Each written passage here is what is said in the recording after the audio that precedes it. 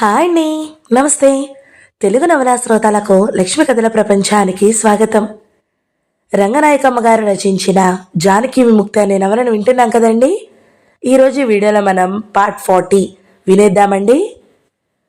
చైనాలో ఒక విడాకుల కేసు. రచయిత ఇలా రాస్తున్నాడు. పగలు 11 గంటల వేళ కోర్టు గది చాలా చిన్నది. గదిలో దాదాపు 30 మంది స్త్రీలున్నారు. చెక్క నేల, ప్రేక్షకులు కూర్చునే బెంచీలకు, జడ్జి కూర్చునే ప్లాట్ఫారానికి మధ్య పొడగాటి టేబుల్ ఉంది. దాని మీద ముదురు ఎర్ర రంగు బట్ట పరిచారు. గదిలో ఎక్కడా జెండాలు లేవు, నినాదాలు లేవు, చిత్రాలు లేవు, మావో ఫోటో కూడా లేదు. శాంత ఆగి, మన కోర్టుల్లో అయితే గాంధీ ఫోటో ఉంటుంది జడ్జి నెత్తి మీద. న్యాయస్థానం అంటే అక్కడ ఎవ్వరికీ ప్రత్యేకత ఉండకూడదు కదా, మన కోర్టులో గాంధీకి మాత్రం అంత ప్రత్యేకత అంది. ఇందాక మీరు కోర్టు గదిలో 30 మంది ఆడవాళ్ళు ఉన్నారని చదివారు కదా, మగాళ్ళు లేరా? వాళ్ళ సంగతి చెప్పలేదే అంది జానకి. అదే నేనన్నాను ఇందాక, కొన్ని వివరాలు సరిగా లేవు. గదిలో 30 మంది స్త్రీలున్నారన్నాడు, కానీ మగవాళ్ళు ఎంతమందో చెప్పలేదు అని శాంత మళ్ళీ చదవడం మొదలెట్టింది. నేను జడ్జిని చూద్దామని ఎదురు చూస్తూ ఉండగా, మేము చూడబోయేది విడాకుల కేసని, దాన్ని విచారించబోయే జడ్జి చాలా చిన్నవాడని, 23 సంవత్సరాల వాడని కోర్టు సెక్రటరీ చెప్పాడు. ఆ కోర్టు సంవత్సరానికి 30-40 విడాకుల కేసు మాత్రమే వస్తుందని, అంతకన్నా తక్కువ క్రిమినల్ కేసులు చేస్తుందని ఆయన చెప్పాడు. 30 లక్షల జనాభా గల షేన్ఫాంగ్ నగరంలో ఈ రకమైన కోర్టులు 6 మాత్రమే ఉన్నాయి. కేసు ఉన్నప్పుడు మాత్రమే కోర్టు నడుస్తుంది, సాధారణంగా 10 రోజులకోసారి. శాంత చదవడం ఆపి, ఒక కోర్టు అంటే ఒక గది, ఒక జడ్జి ఉండడం. 6 కోర్టులు అంటే 6 గదుల్లో 6 జడ్జీలు, అవి కూడా రోజు ఉండవు. అంటే కేసులు ఎక్కువగా ఉండవన్నమాట అని వివరించింది. సత్యం ఆశ్చర్యంగా అన్నాడు. 30 లక్షల జనాభా ఉన్న సిటీలో 6 కోర్టులేనా? అది 10 రోజులకోసారి ఆ కోర్టు నడిచేది. అంటే కేసులు ఎంత తగ్గిపోయాయో చూడండి. ఒక కోర్టు చేసేది నెలకి 3-4 కేసులు. ఇంకా అది కొత్త సమాజం ప్రారంభంలో కాబట్టి అన్ని కేసులున్నాయి. ఆ సమాజమే సరైన మార్గంలో నడిస్తే రాను రాను ఆ కేసులు కూడా ఉండవు. కేసులన్నీ ఆస్తి మూలానే వస్తాయా? సొంత ఆస్తి లేకపోతే కేసులుండవా అంది జానకి ఆశ్చర్యపడుతూ. ఖచ్చితంగా అంతే. చైనాలో కేసులు తగ్గిపోవడానికి కారణం ఆ మార్పే కదా. ఆస్తి అంటే అందులో 2 రకాలుంటాయి.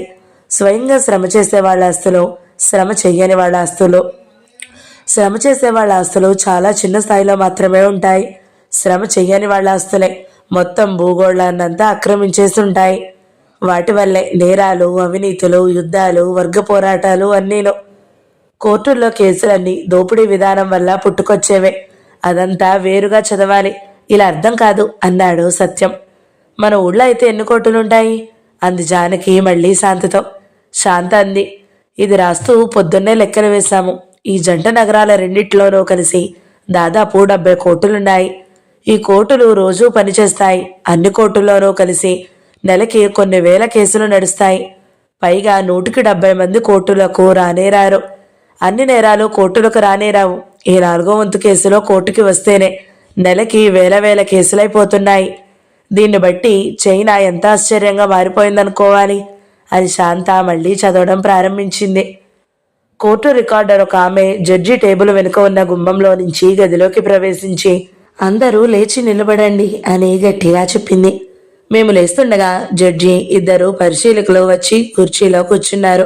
సత్యం మధ్యలో అడ్డు వచ్చి, జడ్జి వస్తే కోర్టులో వాళ్ళు లేవాలా అన్నాడు ఆశ్చర్యపోతూ. అదే మాకు ఆశ్చర్యం వేసింది. మన కోర్టుల్లో అయితే లేస్తారు, కమ్యూనిస్టుల కోర్టుల్లో కూడా అలా జరగడం ఏమిటి? అప్పటికింకా ఈ విషయం మారలేదన్నమాట. ఆ తర్వాత అయినా మారిందో లేదో అంది శాంత. ఇంకేం మారింది? మళ్ళీ వెనక్కే తిరిగింది కదా అన్నాడు సత్యం. శాంత మళ్ళీ చదవడం మొదలుపెట్టింది. ఆ పరిశీలకులందరిలోనూ ఒకరు స్త్రీ, ఒకరు పురుషుడు. అతను చిన్న వ్యాపారం, షాపు యజమానం అయి ఉంటాడని తెలిసింది.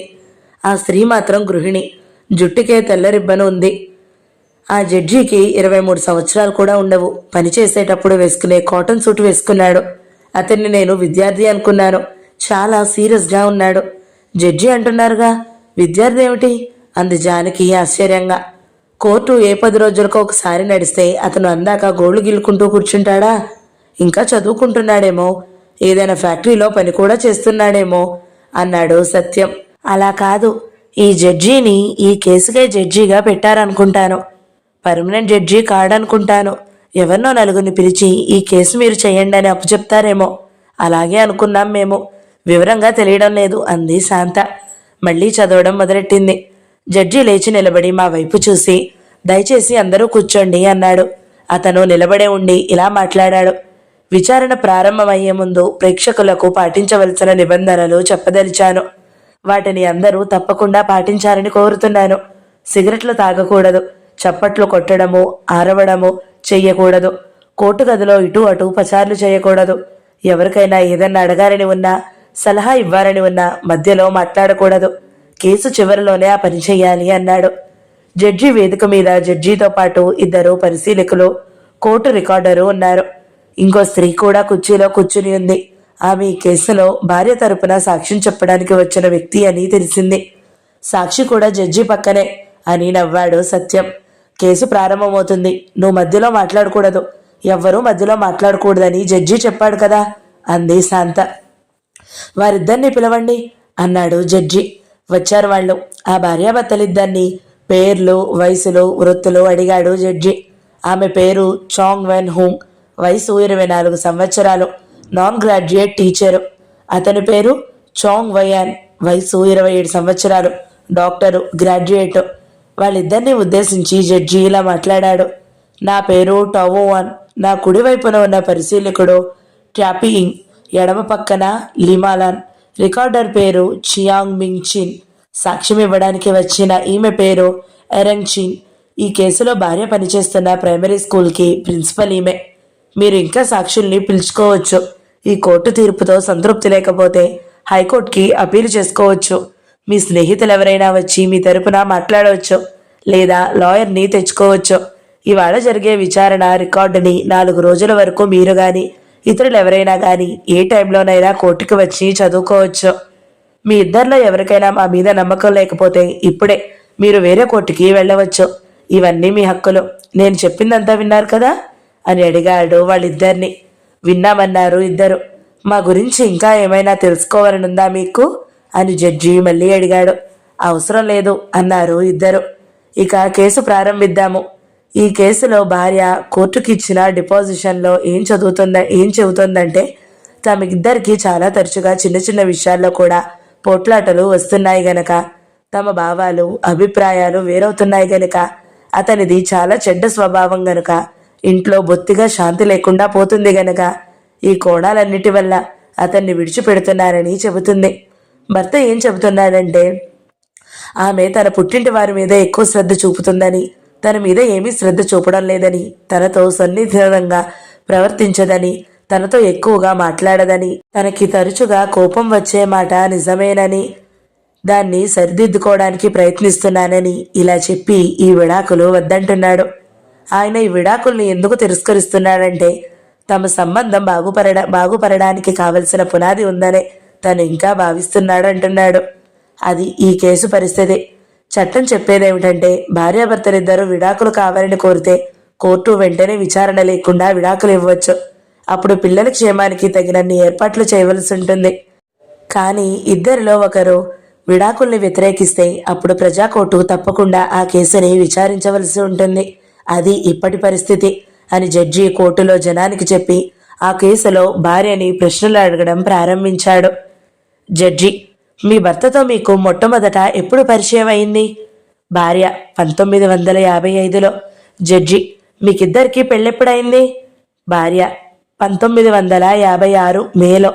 జడ్జి: పెళ్లిగాక పూర్వం ఆయన్ని ఎంతకాలం నుంచి ఎరుగుదురు మీరు? భార్య: 1 సంవత్సరం నుంచి. కానీ అప్పుడు నేను అతన్ని సరిగ్గా అర్థం చేసుకోలేకపోయాను. నాతో బాగా మాట్లాడుతూ ఉండేవాడు, మంచివాడిలాగా నటిస్తూ ఉండేవాడు. అస్తమాను పార్కుకు వెళ్దాం, సినిమాకి వెళ్దాం అంటూ ఉండేవాడు. తరచుగా పెళ్లి చేసుకుందాం అంటూ ఉండేవాడు. జడ్జి: పెళ్ళయ్యాక ఆయన గురించి మీ అభిప్రాయం ఏమిటి? జానకి కనురెప్పైన వాల్చినంత ఆసక్తితో వింటూ ఉండడం గమనించింది శాంత. భార్య: నాకేమీ సదభిప్రాయం కలగలేదు. చాలా మూర్ఖంగా ప్రవర్తించడం మొదలుపెట్టాడు. అతని విషయం నాకు క్రమక్రమంగా అర్థమైంది. అతనిలో కోప స్వభావం మరీ ఎక్కువైపోయింది. చాలాసార్లు నన్ను కొడుతూ ఉండేవాడు. కొడుతూ ఉండేవాడా అని అదిరిపడ్డాడు సత్యం. విముక్తి తర్వాత పైగా డాక్టరు, భార్యను కొట్టడం. నిన్ను జడ్జిగా పెడితే బాగుండేది కదూ అని నవ్వింది శాంత. భార్య: నేను ఎన్నిసార్లు అతనితో మాట్లాడినా ఫలితం లేకపోయింది. ఎప్పుడూ తగులు పోట్లాటలు తప్ప సంసారంలో ఇంకేమీ లేదు. మేము ఒక ఇంట్లో మనుషులం కామనిపించేది. పరిశీలకురాలు ఒత్తి అడుగుతో: అతను కొట్టేవాడా? భార్య: చాలాసార్లు కొట్టేవాడు. నేనది భరించలేకపోయాను. అతని తల్లి ఎప్పుడూ అతన్ని సమర్థించేది. మేము చాలాసార్లు అర్ధరాత్రులు కూడా పోట్లాడుకుంటూనే ఉండేవాళ్లము. అతని తల్లి ఆ పోట్లాట్లన్నీ ఇంకా పెంచేది. జానకి చాలా సీరియస్గా అయింది. సుందరమ్మ కూడా చాలా శ్రద్ధగా వింటుంది. పరిశీలకుడు: ఇప్పుడు విడాకులు ఎందుకు అడుగుతున్నారు మీరు?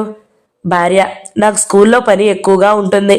ఎప్పుడన్నా ఇంటికి రావడం ఆలస్యమైతే ఇంతసేపు ఎక్కడున్నావు, ఏం చేస్తున్నావు అని పోట్లాటలు పెడుతూ ఉంటాడు. బెజవాడ భర్త వేసే ప్రశ్నలే వేస్తున్నాడన్నమాట చైనా భర్త కూడా అన్నాడు సత్యం. అతను నన్ను కొట్టినా తిట్టినా చాలా కాలం అతను మారతాడనే ఆశతో ఉండేదాన్ని. ఇప్పుడు ఆశ పోయింది. షెనాంగ్స్ మెడికల్ కాలేజీలో అతను మెడికల్ స్టూడెంట్గా ఉన్నప్పుడు అతనికి కావలసిన వస్తువులు డబ్బు ఇస్తూ ఉండేదాన్ని. నేను చేయగల సహాయం అంతా చేశానప్పుడు.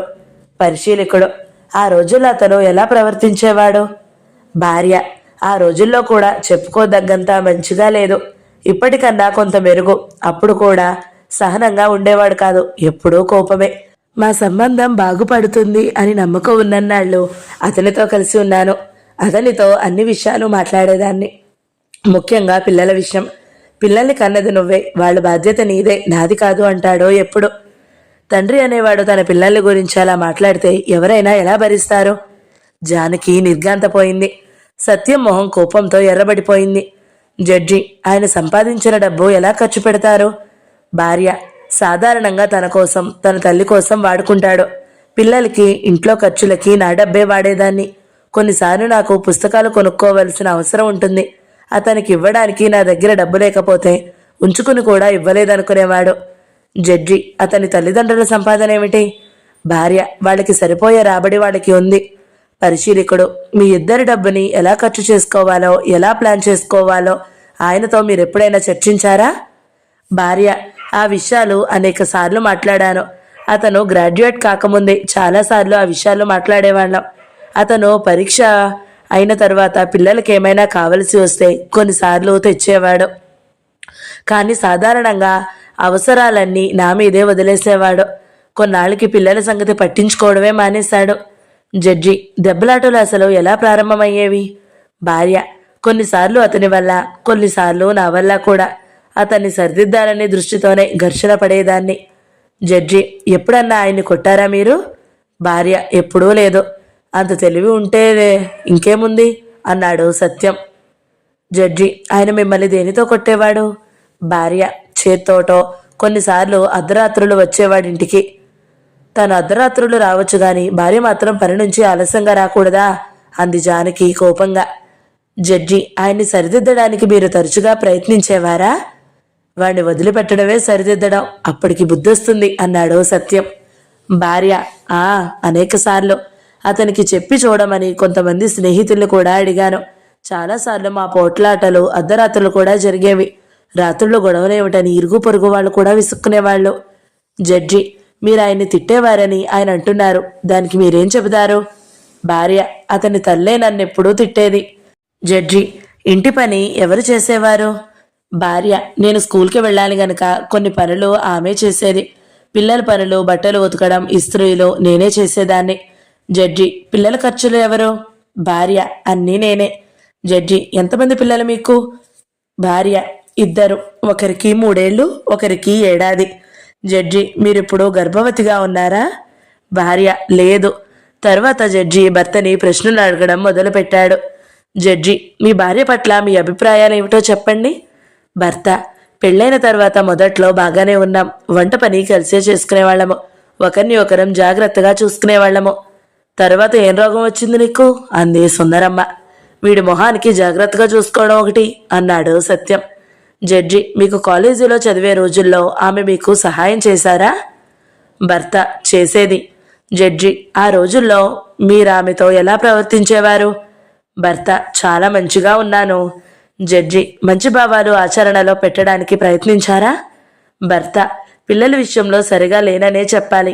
అప్పట్లో నేను కాలేజీలో ఉండేవాణ్ణి. శని ఆదివారాలు మాత్రమే ఇంటికి వచ్చేవాణ్ణి. జడ్జి: ఇప్పుడు మీ సంబంధం ఎందుకు చెడిపోయింది? భర్త: దానికి ప్రధాన కారణం ఆమె మా అమ్మతో సరిగా ప్రవర్తించకపోవడమే. ఆమెకొక బలహీనత ఉంది. ఇంట్లో ఏదైనా అసంతృప్తి కలిగే విషయం జరిగినా, ఏదైనా బాధ కలిగినా ఓర్చుకోలేదు. అదీగాక మా స్వభావాలు చాలా భిన్నం. ఆమెకు చాలా శాంతంగా జీవితం గడపడం ఇష్టం. నాకు జీవితం చాలా చురుగ్గా ఉండాలి. అర్ధరాత్రుల వరకు పోట్లాడడమే కావును చురుగ్గా ఉండడం. ముఖం చిట్లించి అంది జానకి. వాడి కారు కూతలు జడ్జి ఎంత శాంతంగా భరిస్తున్నాడో చూడండి అన్నాడు సత్యం. జడ్జి: మీరు తరచుగా ఆమెను కొడతారని ఆమె అంటున్నారు. భర్త: మాకు చాలాసార్లు పోట్లాటలు వచ్చాయి గాని నేను ఎక్కువసార్లు కొట్టలేదు. ఎక్కువసార్లు కొట్టలేదట, తక్కువసార్లే కొట్టాడట అన్నాడు సత్యం. జడ్జి: అంత తరచుగా ఎందుకు వచ్చేవి గొడవలు? భర్త: నాకు కోపం ఎక్కువ. నా స్వభావం అలాంటిది. పైగా నన్ను చాలా తక్కువగా చూసేది. నేను డాక్టర్ని. తనకే నాకన్నా బాగా తెలిసినట్లు ప్రవర్తించేది. జడ్జి నొక్కి అడుగుతూ: సాంస్కృతికంగా ఆమె కన్నా మీరే ఎక్కువని భావిస్తారా? భర్త: అవును. జడ్జి: భార్యాభర్తలిద్దరూ ఒకరికొకరు సహకరించుకోవాలి కదా. ఆమె సాంస్కృతికంగా తక్కువ స్థాయిలో ఉన్నట్టు మీరు అనుకుంటే ఆమె ఎదగడానికి మీరు తోడ్పడాలి కదా. ఆమె కన్నా మీరే ఎక్కువ అనుకోవడం సరైన ఆలోచనేనా? భర్త: నా ఆలోచన తప్పేనని తెలుసుకున్నాను. మొదట్లో నేను ఆమె డబ్బు మీద ఆధారపడేవాణ్ణి. కానీ గ్రాడ్యుయేషన్లోకి రాగానే ఒక ప్రైమరీ స్కూల్ టీచరు కన్నా నేనే ఎక్కువ అని భావించడం మొదలుపెట్టాను. అది తప్పని ఒప్పుకుంటున్నాను. జానకి ఆశ్చర్యపోతూ: ఇందాకేగా ఆమె కన్నా తను తక్కువ అన్నాడు. జడ్జి 2 చివాట్లు పెట్టేటప్పటికి మాట మార్చేస్తున్నాడు అంది. ఆ కుర్రాడు అంత చిన్నవాడు కదా, అంత బాగా అడగడం ఎలా తెలుస్తుందో అతనికి అంది సుందరమ్మ ఆశ్చర్యపోతూ. ఏం సత్యం అయితే అడగలేడు? వాళ్ళంతా పెద్ద విప్లవంలో నుంచి తయారైన వాళ్ళు కదా అంది శాంత. జడ్జి: అసలు మీ మధ్య పోట్లాటలు రావడానికి కారణం ఎవరనుకుంటున్నారు మీరు? భర్త: నేనే కారణం అనుకుంటాను. ఆమె నా కోసం చాలా ఎక్కువ చేయాలి అనుకున్నాను. జడ్జి: మీ మూర్ఖత్వాన్ని మీరు తెలుసుకునేట్టు చేయడానికి ఆమె ఏమైనా ప్రయత్నించారా? భర్త: చాలాసార్లు ప్రయత్నించింది. అయినా సిగ్గురాలేదు నీ మొహానికి అన్నాడు సత్యం. జడ్జి: ఆమె సూచనలు ఎందుకు పాటించలేదు మీరు? భర్త: అలా చేయడం నాకు చిన్నతనం అనిపించేది. నా బలహీనతల్ని నేను ఒప్పుకోలేకపోయాను. 6 నెలల కిందట తన కలలో వెంకట్రావుని ప్రశ్నలు అడగడం గుర్తొచ్చింది సత్యానికి. ఈ చైనా కొట్టుని చూస్తుంటే తన కలే నిజమైనట్టుగా ఉంది. కలే నిజమైతే ఇలా ఉంటుందన్నమాట. కమ్యూనిజం రావడం అంటే ఇలా ఉంటుందా? పరిశీలకురాలు: ఆమె సూచనలు పాటించడానికి ఎందుకు చిన్నతనం అనిపించింది మీకు? భర్త: సాంస్కృతికంగా ఆమె నాకన్నా తక్కువ స్థాయిలో ఉందనుకున్నాను. ఆమెను నాతో సమానంగా చూడలేకపోయాను. జడ్జి: ఇదంతా మీ గ్రాడ్యుయేషన్ పూర్తయ్యాకే ఎందుకు జరిగింది? భర్త: నన్ను నేను పోషించుకోగలిగే స్థితి వచ్చింది అప్పటికే.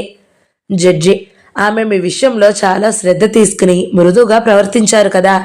మీరు కూడా ఆమె విషయంలో అలా ఎందుకు చేయలేకపోయారు? గొడ్డు గనక అన్నాడు సత్యం. ఎంత చక్కగా అడుగుతున్నాడో జడ్జి అని జానకి ముఖం కలకల్లాడింది. భర్త: భార్యని పిల్లల్ని ఎలా చూసుకోవాలో నాకు బాగా తెలీదు. ఎలా చూసుకోకూడదో మాత్రం వీడికి బాగా తెలుసండి అన్నాడు సత్యం. జడ్జి: వివాహ చట్టం ఏం చెబుతుందో తెలీదా మీకు? భర్త: తెలుసు. జడ్జి: వివాహ చట్టం తెలిస్తే భార్యాబిడ్డల విషయంలో ఎలా ప్రవర్తించాలో తప్పకుండా తెలిసి ఉండాలి. భర్తల్ని ఇలా అడిగేవాళ్ళు ఉంటారా లోకంలో అని జానకి నమ్మలేనంత ఆశ్చర్యం వేస్తుంది. పరిశీలకురాలు: మీ ఇద్దరి అభిప్రాయాలు వేరవడం మూలాన్నే ఆమెతో పోట్లాడేవారు మీరు. భర్త: ఇదివరకు మా అమ్మని మా నాన్న కొడుతూ ఉండడం చూసేవాణ్ణి. తండ్రి గారి అడుగుజాడల్లో నడిచాడన్నమాట అన్నాడు సత్యం. జడ్జి: మీ నాన్న మీ అమ్మని ఎప్పుడు కొట్టేవాడు? ఆ నాన్నని కూడా లాక్కొస్తారేమో అని కొంచెం నవ్వింది సుందరమ్మ. భర్త: విముక్తికి పూర్వం పాత సమాజంలో. నువ్వు కొత్త సమాజంలో కూడా కొడుతున్నావు కదరా ఈడియట్ అన్నాడు కోపంగా సత్యం. అతన్ని విచారిస్తున్నది నువ్వే, జడ్జి కాదు అంది శాంత నవ్వుతూ. ఈ జడ్జి వ్యవహారం చూస్తుంటే నాకు ఒళ్ళు మండిపోతుంది. ఎందుకు అన్ని ప్రశ్నలు అడగడం? వీడిని తీసుకువెళ్ళి షూట్ చేసి పారేయండి అని ఒక కేకేసి చెప్పేయక అన్నాడు సత్యం. జడ్జి: మీ నాన్న మీ అమ్మని పాత సమాజంలో కొట్టేవాడు. మరి ఇప్పటి చట్టం ఏం చెబుతుంది? భర్త: స్త్రీలు పురుషులు సమానమని చెబుతుంది.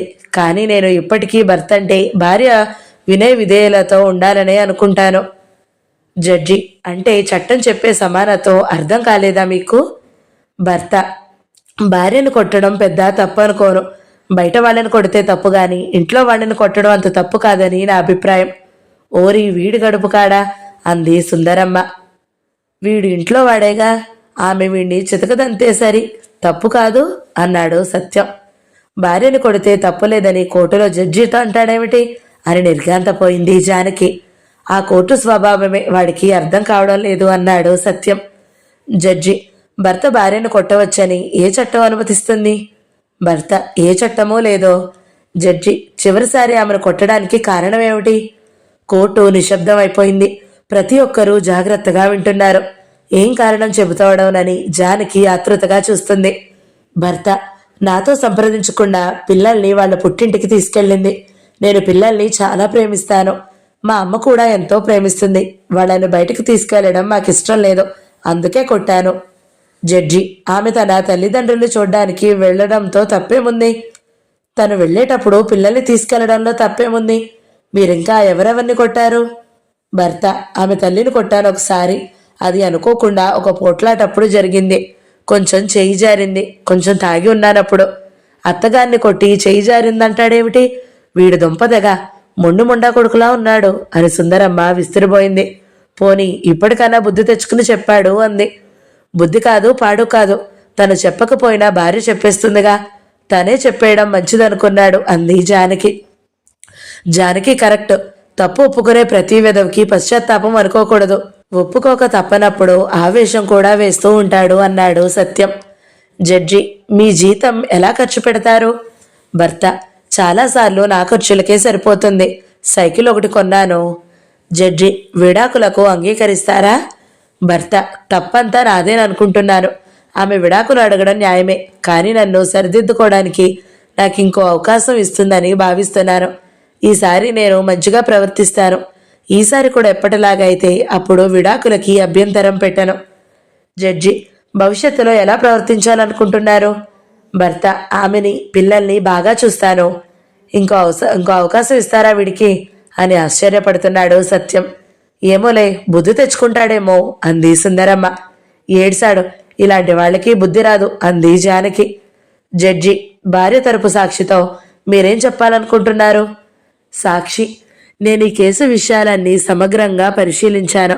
అన్ని అంశాలు క్షుణ్ణంగా తెలుసుకున్నాను. అసలు మంచి దాంపత్యానికి ఉండవలసిన సరైన పునాది ఈ దాంపత్యానికి మొదటి నుంచి లేదు. అతను మొదట్లో కొంచెం నాజూకు మాటలు చెప్పేవాడు, అంతే. ఈ పెళ్లికి సంబంధించిన వాస్తవాలన్నీ పైపైన చూస్తే సరిపోదు. ఈ రకమైన పునాది మీద ఆధారపడ్డ పెళ్లి స్థిరంగా నిలబడడం సాధ్యం కాదు. గొడవలన్నీ భర్త వల్లనే అని నా అభిప్రాయం. పెళ్లి అనేది స్వతంత్రమైన ఇష్టం మీద, సమానత్వం మీద జరగాలని చట్టం చెబుతుంది. ప్రతి ఒక్కరికి కూడా స్వేచ్ఛ మీద, సాంఘిక జీవితం మీద హక్కు ఉంది. సాంఘిక జీవితం అంటే అంది జానకి ఆతృతగా. శాంత చెప్పింది. బయట పనిచేస్తూ బయట అనేక సంబంధాలతో ఉండడం, ఇంట్లోనే ఉండే ఆడవాళ్ళకి ఆ ఇంట్లో వాళ్లతోటే సంబంధం. కానీ బయట వాళ్లతో ఏ సంబంధం ఉంటుంది? సంఘంలో జరిగే కార్యక్రమాలతో ఏం సంబంధం ఉంటుంది? ఇప్పుడు మనలో ఉద్యోగాలు చేసే ఆడవాళ్లు సంఘ జీవితంలోకి వచ్చినట్టే లెక్క గాని ఇంకా అది ఓనమాల స్థాయి. ఇతర స్నేహితులు, ఇతర కార్యక్రమాలు, సొంత నిర్ణయాలు అనేవి ఉండవు కదా వాళ్ళకి. అందరికీ సంఘ జీవితానికి హక్కు ఉండని, ఆ హక్కుని ఉపయోగించుకోమని చెబుతుంది చైనా వివాహ చట్టం. జానకి ఆశ్చర్యంగా అంది. అంత మంచి హక్కులు, సమానత్వాలు ఇస్తుంటే అక్కడ స్వేచ్ఛ ఉండదంటారే? భార్యలకు స్వేచ్ఛ వస్తే భర్తలకు స్వేచ్ఛ పోయినట్టేగా అని తాను చెప్పుకొచ్చాడు సత్యం. భర్తలు పూర్వంలాగా భార్యల మీద పెత్తనం చేయడానికి వీల్లేదుగా. నా పెళ్ళాన్ని నేను చంపుకుంటాను, నరుక్కుంటాను అనడానికి వీల్లేదు. వాళ్ళు చచ్చినట్లు మారాలి. అలాగే దోపిడీదారులు కూడా చచ్చినట్లు మారాలి. వాళ్ళు కూడా పని చేయాలి. అలా మారడం ఇష్టం లేకపోయినా నోరు మూసుకుని చేయాలి. వాళ్ళ దృష్టిలో అది స్వేచ్ఛ లేకపోవడమే కదా. అది వాళ్ళ ఏడుపు. స్వేచ్ఛ అని ఎవరన్నా అనగానే వెంటనే మనకి ఒక ప్రశ్న రావాలి. ఎవరి స్వేచ్ఛ? భార్యదా, భర్తదా? శ్రమ చేసేవాడిదా, శ్రమ దోచేవాడిదా? ఎవరి స్వేచ్ఛ? ఈ ప్రశ్నలన్నీ రావాలి. సాక్షి: ఇంటి బాధ్యతలు ఇద్దరూ పంచుకోవాలి. ఇంటి పనుల్లోనూ పిల్లల పనుల్లోనూ ఇద్దరు సమానమైన బాధ్యతలతో ఉండాలి. ఇతను తన బాధ్యతలు ఏమీ నిర్వర్తించలేదు సరికదా. భార్యని తిట్టడం, కొట్టడం, కడుపుతో ఉన్న రోజుల్లో కూడా కొట్టాడు. ఆ సమయంలో స్త్రీతో ఇంకా జాగ్రత్తగా ప్రవర్తించాలని డాక్టర్కి తెలియాలి. కానీ ఇతను అలాంటప్పుడు కూడా కొట్టడం మారలేదు. అప్పటినుంచే ఆమె ఆరోగ్యం పాడైంది. విడాకులు అడగడానికి ఇతని దుర్మార్గమే కారణం. ఆమె అంటే అతనికి నిజమైన ఇష్టం లేదని ఇతని ప్రవర్తన వల్లే తెలుస్తుంది. మారిపోతానని చాలాసార్లు వాగ్దానాలు చేశాడు, కానీ మళ్ళీ మామూలే. అతనికున్న ఫ్యూడల్ గతంలో భార్యని తన ఆధీనంలో ఉండే వస్తువులాగే భావించాడు. ఆమె సహాయం మీద ఆధారపడ్డంత కాలం తన నిజస్వరూపం బయటపడనివ్వలేదు. ఆ అవసరం తీరిన తర్వాత అతని స్వరూపం దానికదే బయటపడింది. నిజమైన సంబంధం ఏది కూడా రెండో వ్యక్తిని బాధ పెట్టడం ద్వారా ఏర్పడదు. పిల్లలెన్నా చూసుకోవాలో నాకు తెలియదంటున్నాడంటే ఎంత అబద్ధం ఆడుతున్నాడో చూడండి. డాక్టర్కి పిల్లల్ని ఎలా చూడాలో తెలియదట. భార్య విడాకులు ఇచ్చేస్తే బయట వాళ్ళ దృష్టిలో తన పరువు పోతుందని విడాకులు వద్దంటున్నాడు. వేరే కారణం లేదు. జడ్జి భార్యతో, మీ ప్రతినిధి చెప్పిన దాని గురించి మీ అభిప్రాయం ఏమిటి? మీ భర్త ఇక నుంచి తన ప్రవర్తన సరిదిద్దుకుంటానంటున్నాడు. మీ విషయంలోనూ పిల్లల విషయంలోనూ జాగ్రత్తగా ప్రవర్తిస్తానంటున్నారు. మీ అభిప్రాయం ఏమిటి? భార్య, ఇలా చెప్పడం ఇది మొదటిసారి కాదు. ఇంటికి వెళ్ళగానే మళ్ళీ ఇంకో రకమంగా ప్రవర్తిస్తాడు. తను నన్ను చాలా దయగా చూస్తున్నాడంటాడు ఒకసారి. అసలు నీ లెక్కేమిటంటాడు ఇంకోసారి. ఈ విషయంలో నేను చాలా గట్టిగా ఉన్నాను. నా అభిప్రాయం మారదు. ఈ కోర్టు నాకు విడాకులు ఇవ్వకపోతే పై కోర్టుకి వెళతాను. సత్యం మహోత్సాహంతో చప్పట్లు కొట్టాడు. శాంత నవ్వుతూ, జడ్జి గారేమన్నారు? చప్పట్లు కొట్టకూడదన్నారా లేదా అంది. జడ్జి భర్తతో, మీ ప్రవర్తన ఏమీ మారదని ఆమె అంటున్నారు. ఏం చెబుతారు మీరు? భర్త మాటలు దొరకనట్టు తికమకపడ్డాడు కొంతసేపు. చివరికి ఆమెకి చెబుతున్నట్టుగా, అవును, నాకు తెలుసు. నేను మంచి భర్తగా ప్రవర్తించలేదు, మంచి తండ్రిగా కూడా ప్రవర్తించలేదు. కానీ ఇక్కడ చాలామంది నాకు జ్ఞానం కలిగించారు. ఇప్పుడు నా కళ్ళు తెరుచుకున్నాయి. ఇంతకు ముందు కూడా ఈ విషయాలు నాకు తెలుసు, కానీ ఇప్పుడు తెలిసినంత బాగా తెలియదు. నేను నిన్ను చాలా ప్రేమించాను, నిజంగా ప్రేమించాను, కానీ నిర్లక్ష్యం చేశాను. ఆ మనిషి తనతో మాట్లాడుతున్నట్టే జానకి ముఖం చెరచెరలాడుతూ కూర్చుంది. నేను ప్రేమించాను అనే నాటకం ప్రపంచంలో భర్తలందరూ ఆడతారు కాబోలని జానకి పరమాశ్చర్యం వేస్తుంది. మనకి 2 పిల్లలున్నారు. ఇక నుంచి మిమ్మల్ని బాగా చూసుకుంటాను. ఈసారి జాగ్రత్తగా ఉంటానని ప్రమాణం చేస్తున్నాను. ఇలాంటి మాటలు ఇంతకు ముందు కూడా చాలాసార్లు చెప్పాను, కానీ ఇప్పుడు నిజంగా చెబుతున్నాను. ఇది ఆఖరిసారి. నాకు ఇంకో అవకాశం ఇవ్వమని అంతమంది ముందు నిన్ను అడుగుతున్నాను. మన కుటుంబం జీవితం సంతోషకరంగా చేసుకోవడానికి ప్రయత్నిద్దాము. దానివల్ల సమాజానికి కూడా తోడ్పడిన వాళ్ళం అవుతాము. పాపం సమాజ సేవ కోసం తపిస్తున్నాడండి అన్నాడు సత్యం. ప్రయత్నిద్దాం అంటాడేమిటి? ఆమెను కూడా కలిపి తను ప్రయత్నించాలదేదో అంది జానకి. ఇది వరకులాగా ఇంకెప్పుడూ చేయనంటున్నాను. పాత దృక్పథంతో ఆలోచించాను. ఆడవాళ్ల కన్నా మగవాళ్ళు గొప్పవాళ్ళని ఇంకెప్పుడూ అనుకోను. అది ఫ్యూడల్ దృష్టి అని ఇప్పుడు తెలిసింది. చిలక పలుకులు అంది జానకి. ఏడ్చాడు. వీడి మొహానికి చిలకొకటి. చిలక ఎంత అమాయకంగా ఉంటుంది అన్నాడు సత్యం. జడ్జి భార్యతో, ఆయనకు ఇంకో అవకాశం ఇచ్చే విషయంలో మీ అభిప్రాయం ఏమిటి? భార్య, ఈ మాటలు చాలాసార్లు అయ్యాయి. ఎప్పుడు ఈ మాటలే వల్లిస్తూ ఉంటాడు. భర్త, ప్లీజ్ ప్లీజ్ అలా అనుకో. నువ్వు దేవుళ్లాగా మారినా నాకొద్దు అనాలి అంది జానకి ముఖం చిట్లిస్తూ. కోర్టు గది అంతా చెప్పలేనంత నిశ్శబ్దం. అందరి కళ్ళు ఆమె మీదే ఏమంటుందా అని. జడ్జి ఆమెను తీక్షణంగా పరీక్షిస్తూ ఆమె ఏదో మాట్లాడబోయేసరికి చప్పున లేచాడు. ఇప్పుడు 15 నిమిషాల విరామం. వీరిద్దరూ ప్రైవేట్గా మాట్లాడుకుని తర్వాత నన్ను పర్సనల్గా కలుస్తారు. అప్పటి వరకు కోర్టు వాయిదా పడుతుంది. జనం బయటకు పోయి మాట్లాడుకుంటూ గడిపారు. దాదాపు 40 నిమిషాలైంది. కోర్టు సెక్రటరీ కోర్టు మళ్ళీ ప్రారంభమవుతుందని చెప్పగానే అందరూ లోపలికి వచ్చి కూర్చున్నారు. ఆ భార్యాభర్తలు కూడా వచ్చారు. ఆమె ఏడ్చినట్టుగా ఉంది. చేతి రుమాలో మెలికలు పెడుతోంది. ఒప్పేసుకుంటుందా అంది జానకి కంగారుగా. అసలు వాడితో ప్రైవేట్గా మాట్లాడడం ఏమిటి? ఉత్తా తెలివి తక్కువ మనిషిలా ఉంది అని విసుక్కున్నాడు సత్యం. జడ్జి నిలబడి, దయచేసి వినండి, కోర్టు మళ్ళీ ప్రారంభమవుతుంది. ఈ భార్యాభర్తలిద్దరూ ప్రైవేట్గా మాట్లాడుకుని తమ అభిప్రాయాలు మాకు తెలియజేశారు. ఒక షరతు మీద ఆమె ఆయనకు మరొక అవకాశం ఇవ్వవలసిందని చెప్పారు. ఆయన ప్రవర్తనలో ఏ మార్పు లేకపోతే ఈసారి కోర్టు ఈ కేసుని మళ్ళీ విచారణ చేయకుండానే ఆమెకు విడాకులు ఆమోదించాలి. అది షరతు. ఇప్పుడు కోర్టు తన అభిప్రాయం ప్రకటిస్తుంది. పరిశీలకులు, కోర్టు రికార్డరు లేచి నిలబడ్డారు.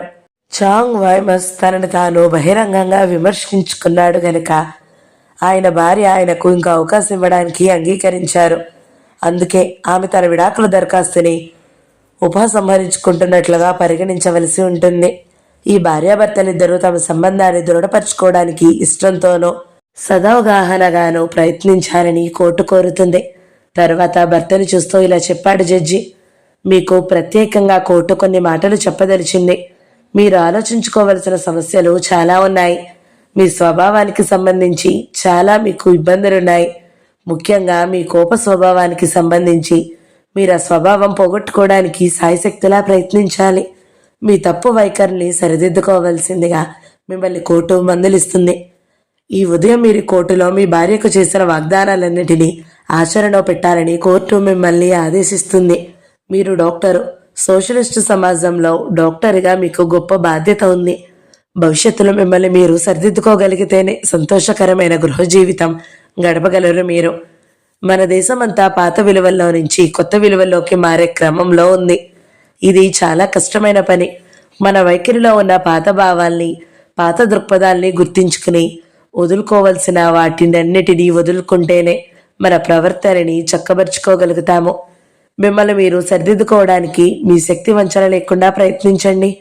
తర్వాత అందరి వైపు చూస్తూ జడ్జి, కోర్టు ముగిసింది. మేము వెళ్ళిన తర్వాత వీరిద్దరూ కూడా లేచి వెళ్లే వరకు మీరందరూ కూర్చుని ఉండవలసిందిగా కోరుతున్నాను అన్నాడు. తర్వాత జడ్జి లేచి తన టేబుల్ వెనుక ఉన్న గుమ్మంలోకి వెళ్ళిపోయాడు. తర్వాత భార్యాభర్తలిద్దరూ లేచి భర్త కొంచెం ఇబ్బందిగాను, భార్య మామూలుగాను బయటికి వెళ్లారు. తర్వాత కోర్టులో అందరూ లేచాము. చదవడం పూర్తి చేసి శాంత అందరి మొహాలు చూసింది. పెద్ద విచార వార్త చెవిన పడ్డ వాళ్ళలాగా సత్యం, జానకి కొయ్యబారి కూర్చున్నారు. సుందరమ్మ కూడా దిగులు పడుతున్న మనిషిలాగా ఏదో ఆలోచనలో మునిగింది. 2 నిమిషాలు ఎవ్వరూ మాట్లాడలేదు. మాట్లాడరేం ఎవరు అంది శాంత.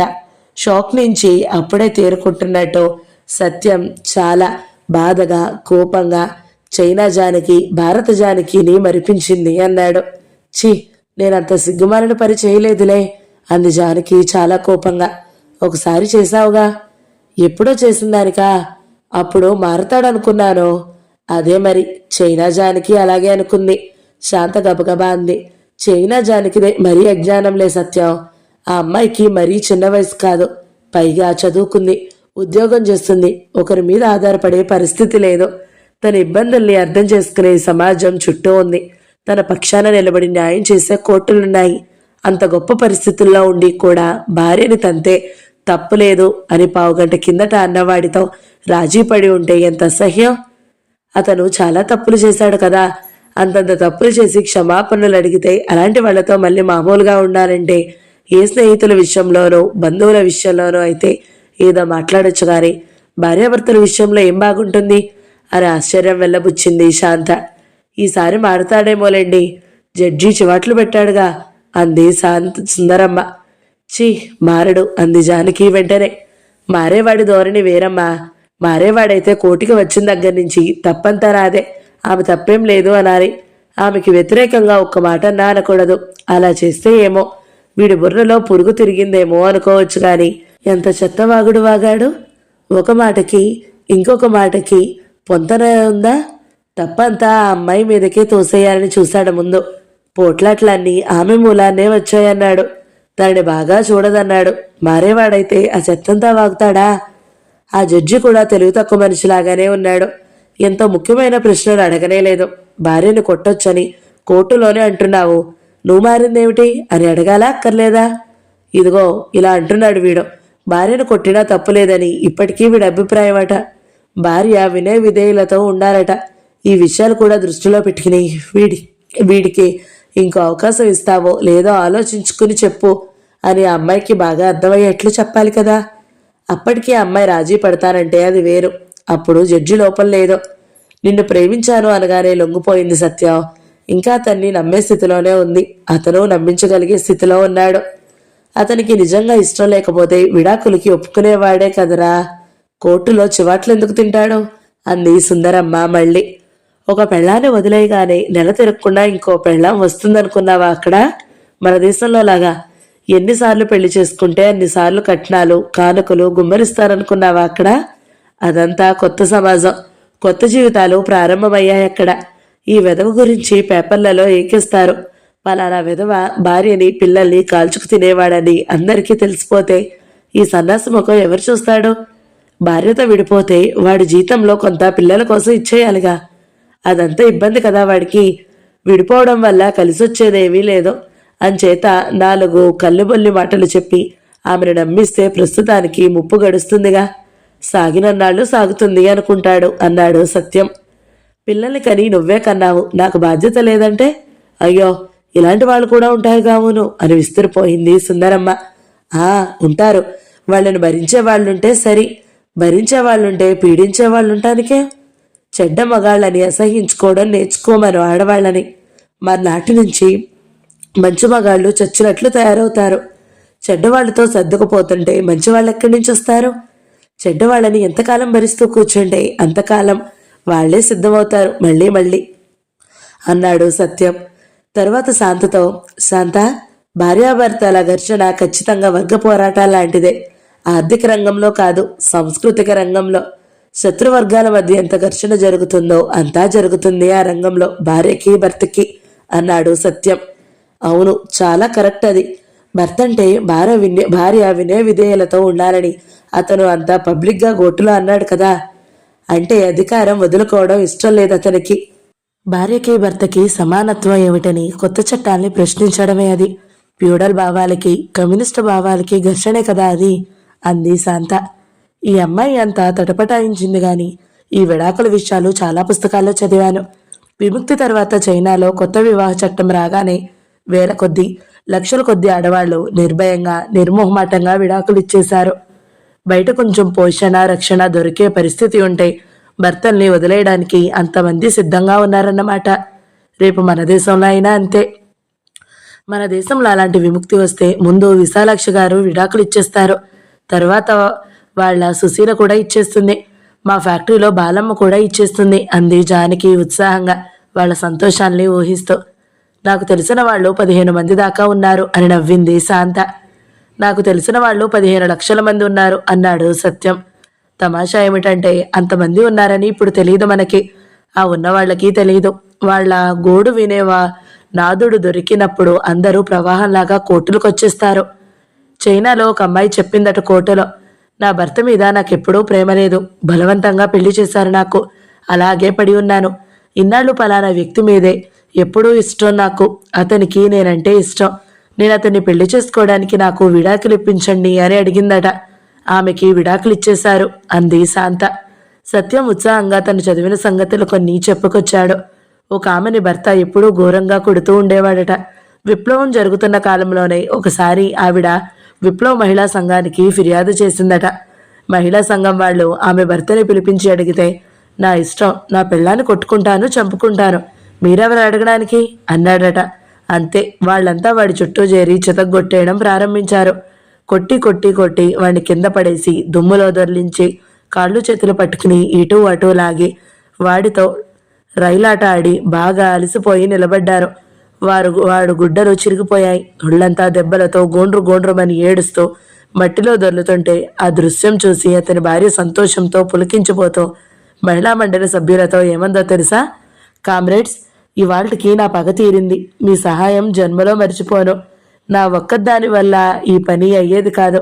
మీరు నన్ను ఇలాగ దుమ్ములో దొర్లిస్తూ ఎన్నిసార్లు కొట్టాడో ఇప్పుడు తెలుస్తుంది వీడికి. ఈసారి నా ఒంటి మీద చెయ్యి వేయాలంటే గజగజ వణుకుతాడు. చూస్తాను వీడి పని.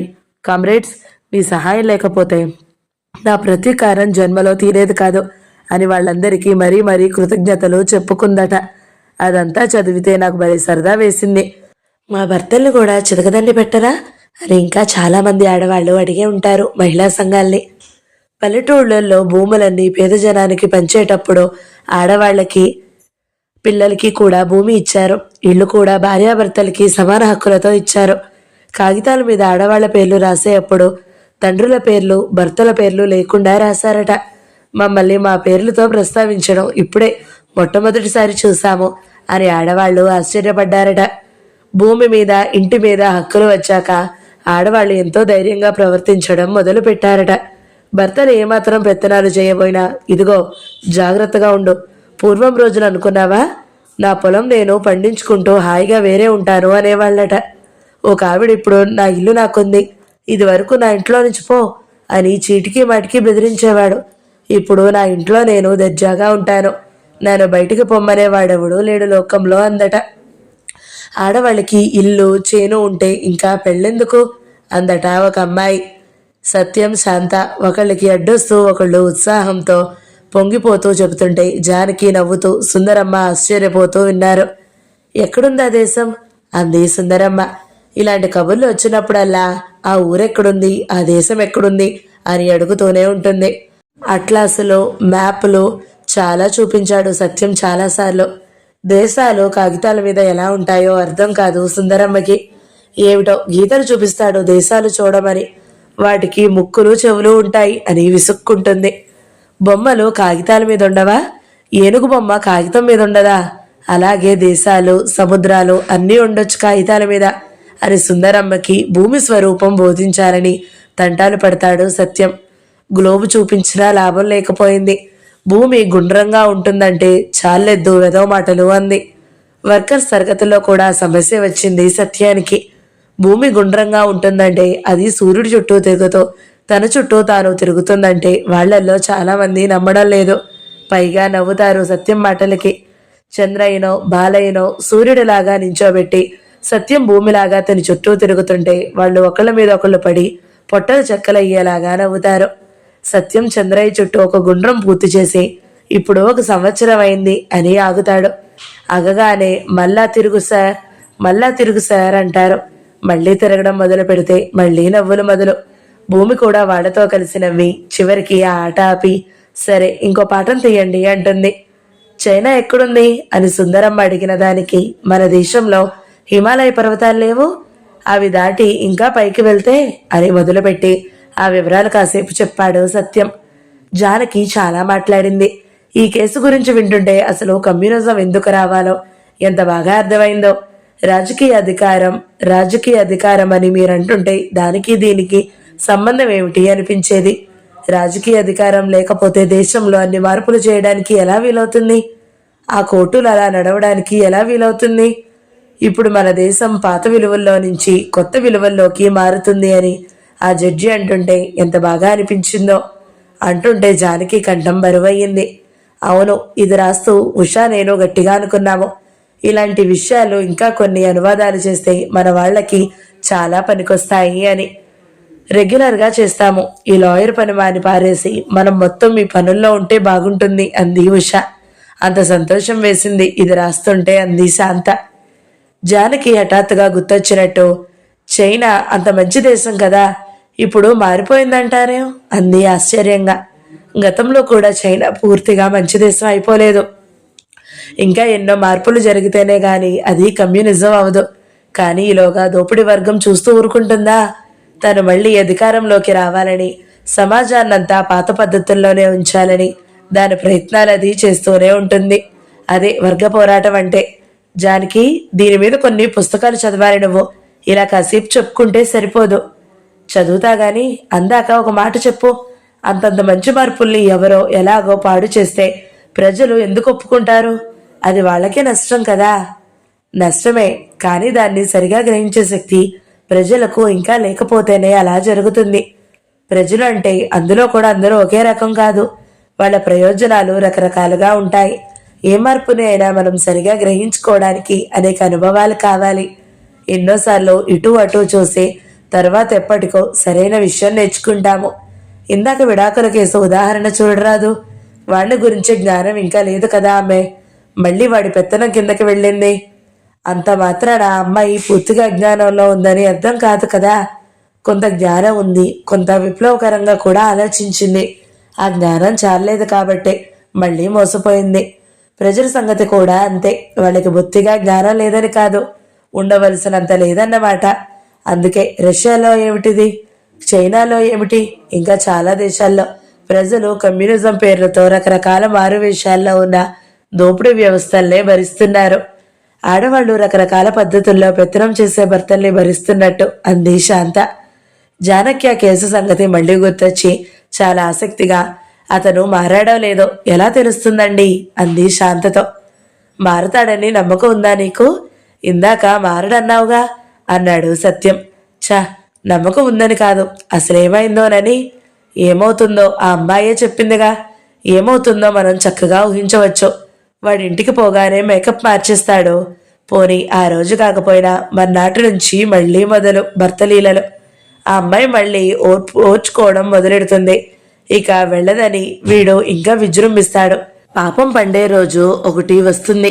ఆ రోజున వాడి జీవితంలో నుంచి ఒక్క తన్నుతో ఎగరగొట్టేస్తుంది. విడాకులు వచ్చేస్తుంది కోర్టు అని సత్యం గబగబా వర్ణించేశాడు. సుందరమ్మకి ఇంకా అనుమానంగానే ఉంది వీళ్ళ అభిప్రాయాల మీద. మారడంటారా అంది కొంచెం ఆశపడుతూ. రోగుల్ని చూస్తే ఏ రోగి బతుకుతాడో ఏ రోగి బ్రతకడో డాక్టర్కి తెలిసిపోతుందే. అలాగే ఏ భర్త మారతాడో ఏ భర్త మారడో సత్యానికి తెలిసిపోతుందండి అని నవ్వింది శాంత. జానకి, ఈ కేసు సంగతి ఏమైందో సరదాగా తెలుసుకోవాలంటే ఒకలా చెయ్యొచ్చు. ఢిల్లీలో చైనా రాయబారి ఉంటారు. వాళ్ళ ఆఫీస్కి వివరాలన్నీ ఇచ్చి ఉత్తరం రాస్తే వాళ్ళు జవాబిస్తారు అంది. రివిజనిస్టు రాయబారి అంత బాధ్యతగా ఉండడు. నేను డంకా బాజాయించి చెప్పగలను అన్నాడు సత్యం. జానకి కుతూహలంగా, రాయండి శాంతగారు, రేపు తప్పకుండా రాయండి అంది. రాస్తా గాని ఈ చైనా కోర్టులో చాలా గొప్ప విషయాలున్నాయి. కొన్ని మీరు అసలు గమనించారా లేదా? ఏమిటి, దేని గురించి అన్నాడు సత్యం.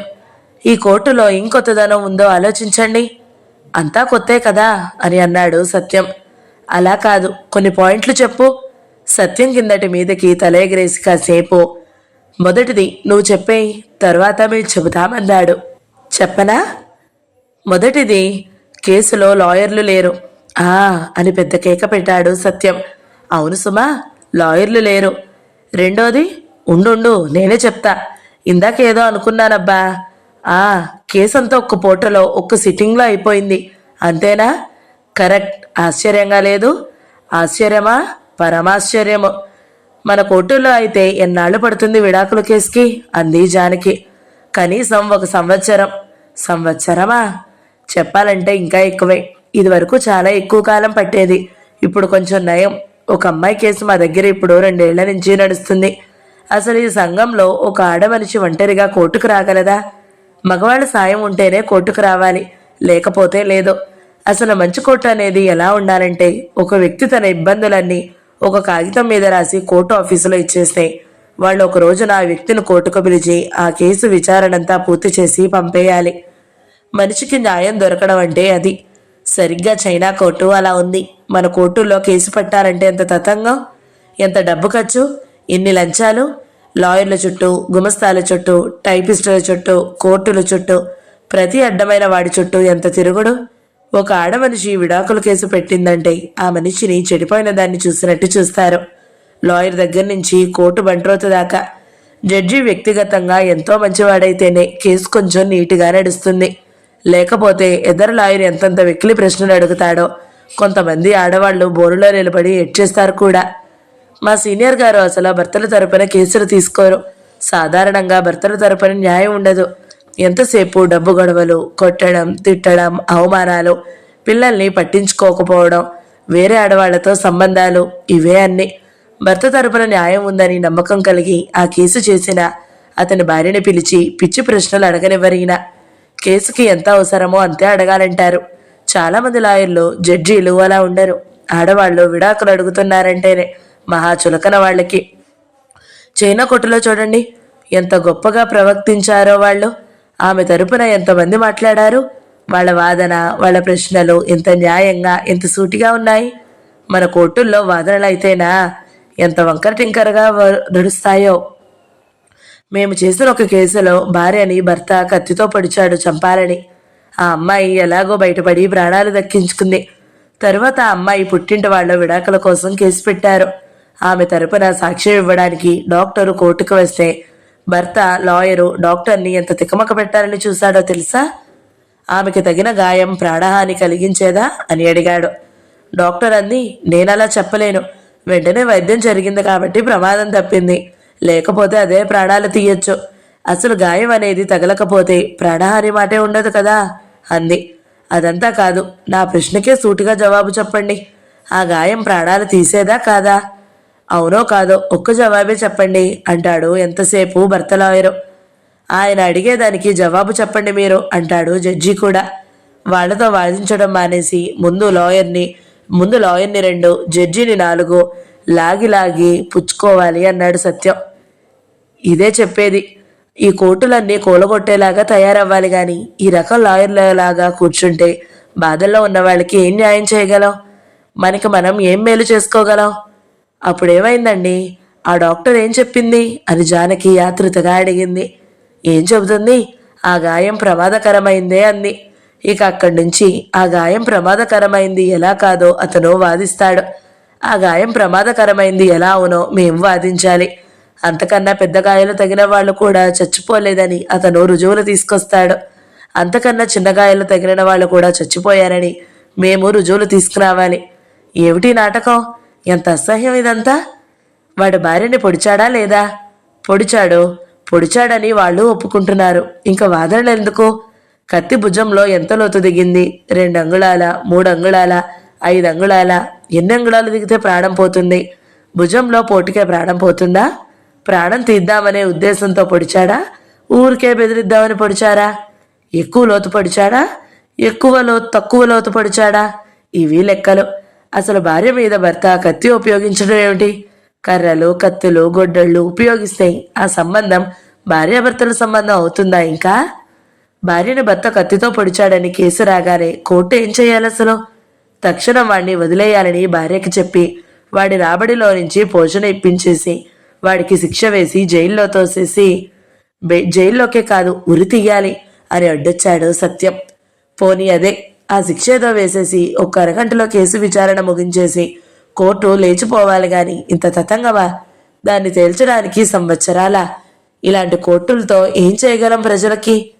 వ్యభిచారం కేసుల్లో చూడండి, బోలెడు మంది ఆడవాళ్ళని తీసుకొస్తారు కోర్టులకి. ఎంతంత చిన్నవాళ్ళనో తీసుకొస్తారు. వాళ్ళు ఎంత భయపడిపోతూ వస్తారో. రాత్రుల్లో ఎంతో సుఖంగా ఇళ్లల్లో, గదుల్లో పుస్తకాలు చదువుకుంటూ, కబుర్లు చెప్పుకుంటూ హాయిగా నిద్రపోతూ గడపవలసిన వాళ్ళు కదా. సందుల వెంట, గొంతుల వెంట, చలిలో, వానలో విటల కోసం తిరుగుతారంటే ఎందుకు చేస్తారలాగా? అబిట్ సెంటర్లో నిలబడి పురుషుల్ని ఆకర్షించడానికి వికిలి చేష్టలు చేశావట, నిజమేనా అంటాడు మెజిస్ట్రేట్.